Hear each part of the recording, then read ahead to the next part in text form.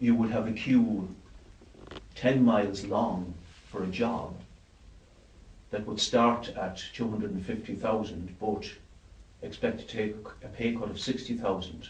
So it's quite simply a joke. Can I ask you, when do you stop being a middle income worker? Well, it is a subject for discussion. I haven't a particular figure because there is a difficulty in this sense that people getting up even on 70 and 80,000 are tied in to these massive mortgages and all the rest of it. But you get the general idea of what of who the big majority, the vast majority of public sector workers are from the figures at the back of our statement. Could I ask you about the trade union leaders? You've been quite critical of them. Do you think they are still serving their members well, given that following the collapse of talks and depending on, I suppose, what happens later today with it too?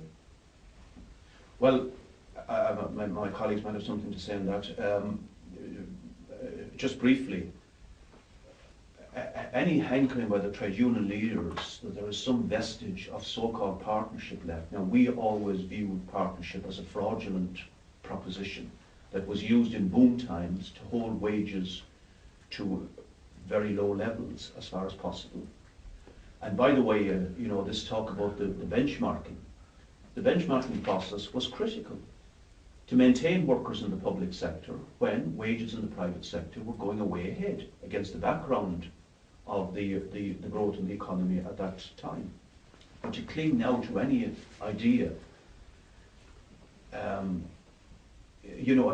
Jack O'Connor, the President of Congress, said this morning there would be resistance if the budget is unfair. I mean, if the budget is unfair, it's quite clear, and it's staring us in the face from all the leaks of the Sunday newspapers, that this is going to be the most savage budget in the history of the state. The essence of unfairness, making working people pay. So what are they waiting for? But I think the rank and file membership of the unions have to take back their unions, really, and turn them into democratic, fighting institutions, which is what they were set up for. Terry, would you like to briefly? Well, I think at the moment, a lot of people would question why the actions of trade union leaders, that they seem to be more determined to fight to say partnership, a partnership as a process and an ideology, rather than actually protect the wages, conditions and public services of ordinary people in Ireland. And in essence, their actions seem to be to force the government into talks that they can resolve this through social partnership talks, than actually protect workers' wages and public services. And the point is that it seems now that they've come to the conclusion to actually save partnership, that they need now to agree to those cuts.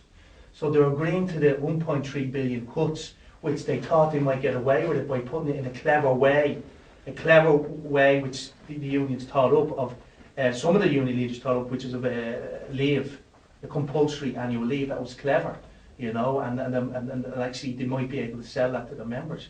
But obviously, in essence, IBEC and in particular, and the government are determined that wage cuts are introduced because they want to introduce wage cuts in the public service and then use that to go back to the private sector and actually drive down wages even further there. A deflationary strategy, which, as you know, had diabolical consequences for places like Japan in the 80s. And in essence, the perception of people and the understanding of, or the position of the Socialist Party would be is that the trade union leaders seem to be more interested in salvaging a process which gives themselves some prestige and so-called influence, although I use that word loosely, at the expense of actually doing what the trade union movement and trade unions should be doing, which is actually defending wages and conditions. Thanks, mate. Well, just a couple of points. I mean, very few trade union leaders have any real base amongst of support amongst their memberships. A lot of members are very disillusioned with the trade union leaders, and obviously there have been certain attacks on the wages of some of the major officials, which they are open to attack on because they do live on a different scale of the vast majority of the members that they represent. They are in a different world. And in reality, we would argue very strongly that these people should be paid the same wage as the workers they represent, similar to what our representatives do in terms of Joe and others. And there should be greater democracy within the movements. Overall, you have the situation where you have the likes of Sipton that was moving away from a situation where they had elections within their union for the major officials, and they're curtailing the elections to a smaller group of people. And we would argue there needs to be greater democracy and greater involvement of the rank and file members overall in the movement itself. And I think, just to say again, that it is, if people are given a lead, if for example the trade unions have taken a position on some of the issues over the last couple of years, like Aer Lingus, SR Technics, and even in the likes of non-unionised places like Dell, there was ample opportunity for alternative structures to be set up to make proper use of the workers in those organisations, whether it be for aircraft maintenance or providing PCs. But the leaders have accepted all these things without a struggle in reality, and they've lost an awful lot of credibility. They've lost any credibility in reality amongst the rank and file. Thank you. We won't delay you unnecessarily, is that it? Okay, thanks very much again for coming.